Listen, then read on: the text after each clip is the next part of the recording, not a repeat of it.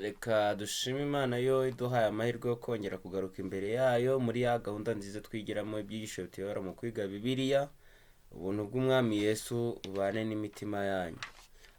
Tunejejwe cyane nuko tukomeje kubana mu ngingo y'umunsi. Uyu munsi ni ingingo kwa kane itubwira iti ni njye kuri. Dukomeje kureba Yesu asabira abigishwa be, ariko mu kubasabira yagiye ababwira amagambo yo kubakomeza.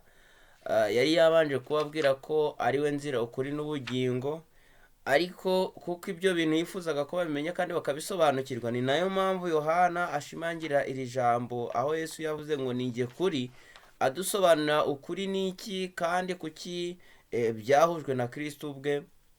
Igihe yavuganaga n'abigishwa be avuga ati ni njye nzira, ukuri n'ubugingo. Rero muri iyi ngingo turaza gusobanukirwa n'uburyo Kristo yasobanuye ijambo ukuri. Ese Kristo yashakaga kubabwira iki igihe yababwiraga ko ari we kuri? Turaza kubifashisha rero amasomo ari muri Yohana igice ni icya 14, igice cya 17, ndetse turasobanukirwa neza n'icyo Kristo yifuzaga ko abigishwa be basobanukirwa binyuze muri aya magambo. Reka mbere yuko tujya mu cyigisho rero turagike Mwuka Wera kugira ngo afatanye natwe. Dusenge. Uwiteka Mana ikiranuka, izina ryawe ryera nirihabwe icyubahiro. Imitima yacu iranezere kuko wongeye kuduha amahirwe nk'aya ngaya yo kwigira imbere yawe. Turakuretse ngo uzufatanye natwe, uduhe gukanguka mu bitekerezo kugira ngo twumve icyo ushaka kuvugana natwe binyuze mu ijambo watwandikishirije. Uturinde ko ijambo ryawe ryaba imfabusa kuri twe, ahubwo nk'uko waryandikishije ukaduha Mwuka Wera wo kuridusobanurira. Reka imitima yacu ihuguke kandi ubwenge bwacu buyoborwe nawe. Ngwino ugumane natwe kugeza ubwo tuza gusoza. Nibyo dusabye twizeye mu izina rya Yesu, amen.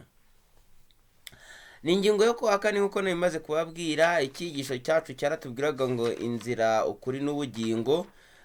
Twakomeje kubona Kristo asabira abigishwa be muri rya sengesho rirerire, aho yifuzaga kubamenyesha iby'umugambi we, ibyaho yerekeza, ariko nanone akabaremamo ibyiringiro, aho yatabuze kubabwira umusozo w'ibyo yendaga guhura nabyo, aho yabasezeraniye ko nubwo wenda bazanyura mu bihe birushya, bakanyura mu bigoye, ariko aho yerekezaga ni naho yifuzaga ko nabo bajya. Kuko nitura muri Yohana igice cya 14 umurongo wa mbere, abasezeranira ko agiye kubategura aho bazaba, kandi aho azaba ariho nawe yifuza ko nabo bazaba. Rero ibyo byarimo ibyiringiro.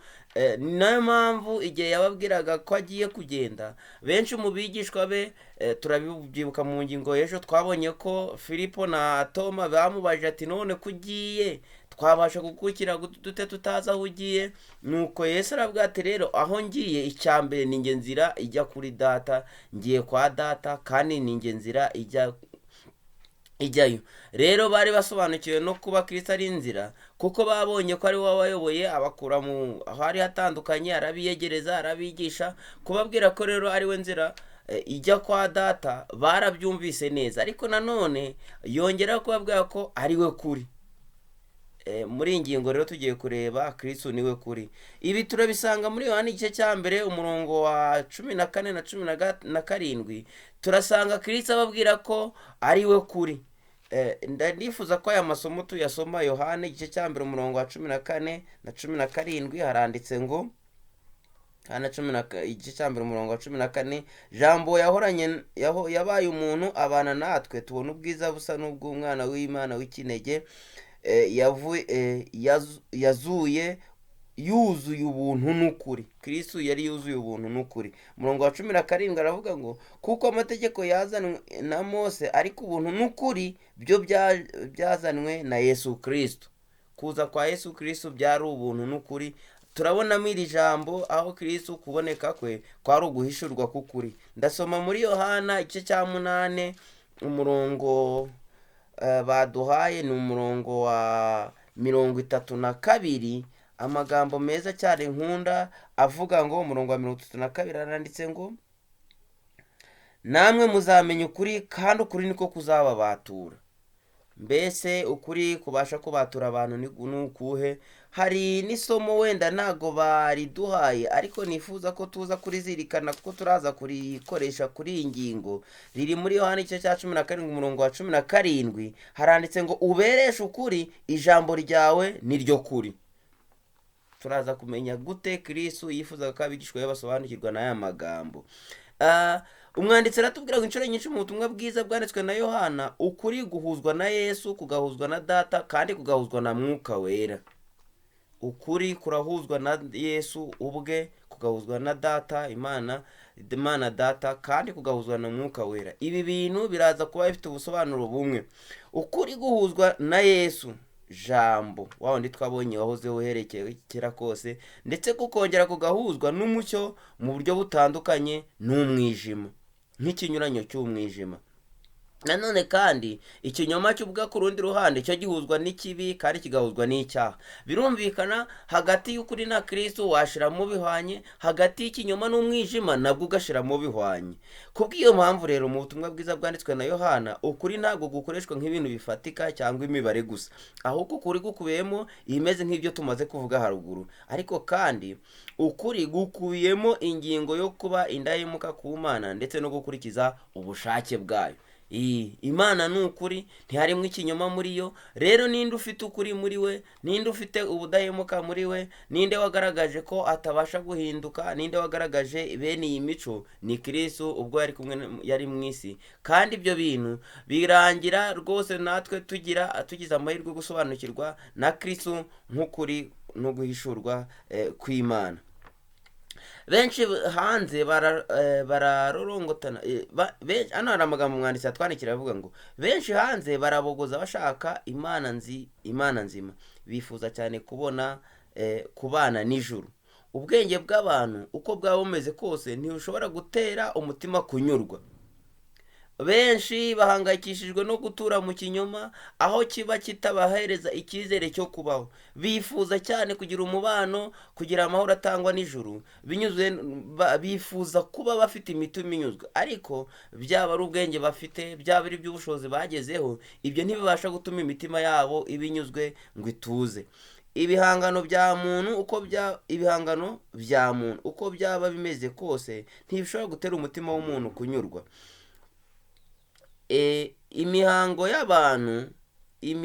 Ibihangano by'abantu nta gaciro bifite.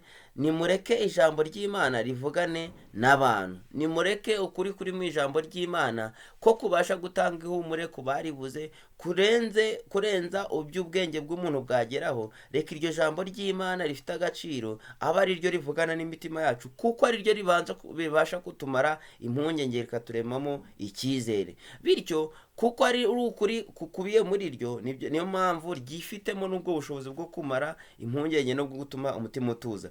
Nimureke abumvise imigenzo n'ibitekerezo by'abantu gusa, noneho bumva ijambo rivugira mu mitima yabo kugira ngo itegurirwe ubugingo buhoraho. Mureke abamenyereje kumva ibitekerezo byo kubushyashya intekerezo zacu, hahandi tumenyereye kumva inkuru zo gusetsa, inkuru z'ibinyoma zitarimo ukuri na gukeya. Kenshi izo nkuru zibwirwa abantu kugira ngo ahari bahumurize imitima yabo. Abo bantu bakeneye kumva ukuri kuva mu byanditswe byera, kuko uko kuri ko kubasha kurema icyizere mu mitima. Abantu babasha kuba badatuje maze bakabwirwa inkuru zo kubasetsa, inkuru zo kubarema mu mutima. Izo nkuru nubwo rwazivuga n'ubwenge n'ubushobozi n'ubuhanga, ntago zibasha kuremera umutima icyizere. Ahubwo bene abo bantu bamenyereye kumva izo nkuru zirimo imigenzo n'ibitekerezo bidashingiye ku kuri, nimureke babwirwe ijambo ry'Imana, kuko muri ryo ho harimo imbaraga ihindura, kuko byuzuye ukuri bibasha gutanga icyizere ku muntu bikamumara impungenge. Tekereza icyo kuba Yesu ari ukuri bisobanuye no kuri Kristo ubwe. Yesu niwe jambo, nk'uko twabibonye, jambo wahoranye n'Imana uhera kera kose, kandi akaba ari nawe muremyi waremye ibintu byose.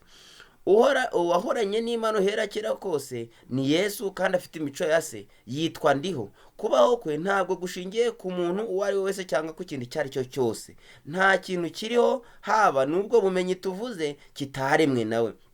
Kandi ibintu byose biriho, haba ibyaremwe byose byaremwe nawe kandi bibeshwaho nawe. Kuko muri we, iri ni isomo dusanga mu Bakolosayi igice cya mbere umurongo wa 16 aravuga ngo kuko muri we arimwe byose byaremwe, ari ibyo mu ijuru cyangwa ibyo mu isi, ari ibiboneka n'ibitaboneka, n'intebe z'ubwami bwose n'ubutware bwose n'ubushobozi bwose, niwe wabiremye kandi niwe byaremewe. Kristo niwe waremye byose, rero ni nawe ubibeshaho. Natwe turimo, byaba ari ifite ubugingo, byaba ari ibiboneka n'ibitaboneka, Kristo niwe wabiremye kandi ni nawe ubibeshaho. Ntabwo Yesu afite ukuri muri we gusa, ahubwo we ubwe niwe kuri. Amagambo dukwiye gusobanukirwa, ntago Kristo afite ukuri muri we gusa ngo abe umunyakuri gusa, ahubwo Kristo ubwe niwe kuri. Ukuri ntabwo ari igitekerezo, ahubwo ukuri ni umuntu. Ibi bintu biragoye kubisobanukirwa. Igihe Kristo avuga ngo nijye kuri, ntago Kristo avuga ko akoresha ukuri mu byo adusezeranira, ntago Kristo avuga ko amagambo y'ibyo atwandikisha ari ukuri gusa, ahubwo ukuri kungana na Kristo. Kristo niwe kuri. Ni nayo mpamvu rya somo twabonye muri Yohana igice cya 17 umurongo wa 17 avuga ngo ubereshe ukuri, ijambo ryanjye niryo kuri. None ikibazo, ninde ubasha kweza umunyabyaha? Ni Kristo. Bivuze ko rero n'igihe badusabira ko twereshwa ukuri, dukwiye kwezwa na Kristo, kuko Kristo niwe utweza. Arongera akavuga ati ijambo ryanjye niryo kuri. Bivuze ko agaciro ka Kristo kangana n'ijambo rye, kandi mu ijambo yatwandikishirije murabyibuka muri Zaburi 119 umurongo wa 105 avuga ngo ijambo ryanjye ni itabaza ry'ibirenge, ijambo rya Kristo ni itabaza ry'ibirenge byacu, ni umucyo umurikira inzira zacu. None ninde wiswe umucyo? Ninde wiswe itabaza? Ninde wiswe izuba ryo gukiranuka? Ninde watanze ubugingo bwe kugira ngo umunyabyaha ubwakiriye bumuhindukiremo isoko ubugingo? Ni Kristo ubwo. Birasobanuye ngo rero igihe tuvuga ko Kristo ari ukuri, Kristo ahwanye n'ijambo rye, kandi Kristo ni umucyo. Ni nayo mpamvu abifuza kuyoborwa na Kristo bakwiriye kwemera ko Kristo atura muri bo, nk'uko uyu mwanditsi hasi yabitwandikiye akoresheje amagambo y'umwanditsi witwa Lewis. Aratubwira ati ukuri Yesu Kristo ashobora kugereranywa mu kuri. Yesu Kristo ashobora kugereranywa n'izuba rimurika rikamurikira isi. Ukuri kuragereranywa n'icyo uyu mwanditsi witwa Lewis yise ubukristo. Aravuga ati nizera ubukristo nk'uko nizera ko izuba ryarashye, bidatewe n'uko ndireba gusa, ahubwo bitewe n'uko nizeye ko binyuze muri ryo mbasha kureba ibintu byose.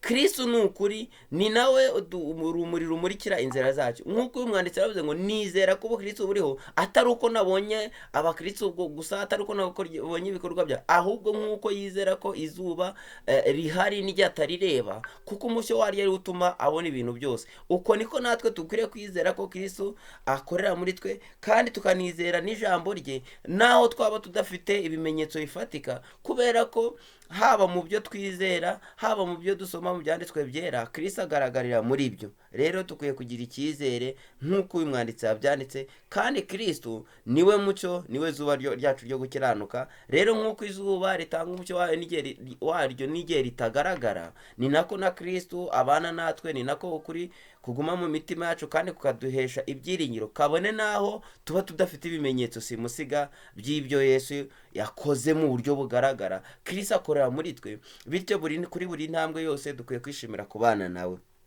Umwanditsi asoza atubwira ngo Yesu niwe kuri, kandi niwe udushoboza gusobanukirwa neza isi iri aha tuzengurutse, kuko ari we kuri, kandi ukuri niba kuri gutandukanye n'ikinyoma. Mu gihe isi yuzuyemo ibinyoma, yuzuyemo ibidutera gushidikanya, Kristo niwe kuri. Uwo niwe ubasha gutuma dusobanukirwa iby'amayoberane atuzengurutse. Uwo niwe ubasha gutuma dusobanukirwa ibyo byanditswe byera, ibyo abantu benshi bafata nk'amayobera, kuko Kristo ari ukuri, kandi ukuri kuzingiye mu ijambo rye. Rero mwuka w'Imana twasezeraniwe, wa wundi uzaza akaduhishurira ukuri kose, nk'uko muri Yohana igice cya 8 yavuga ngo nanjye nzabohereza umufasha wo kubana namwe, uwo nguwo niwe uzatumenyesha ukuri kose. Kandi tubonye ko ukuri kose ni Kristo, kandi Kristo muri uriya murongo twasomye aratubwira ngo namwe muzamenya ukuri, kandi ukuri niko kuzababatura. None ninde uzabatura abana b'Imana mu gihe turi imbata z'ibyaha?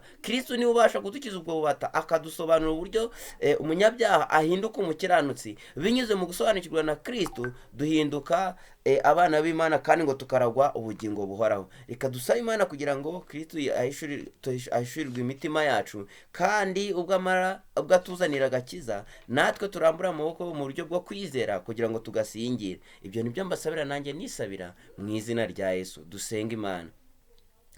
Uwiteka Mana ikiranuka, izina ryawe ryera nihabwa icyubahiro.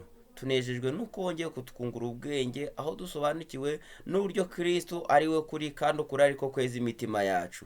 Reka ubuntu bwawe bubane n'imitima yacu nk'uko wabisezeranye. Mwuka wera arushaho kudusobanurira uburyo dukwiriye kwakira Kristo, maze agatura mu mitima yacu, akayikuramo gushidikanya, akayikuramo urwikekwe, akaturemamo ibyiringiro. Ibyo byiringiro bishingiye ku kuzahishurwa k'umwana kwa Yesu Kristo ubwo azaba aje ku bicu.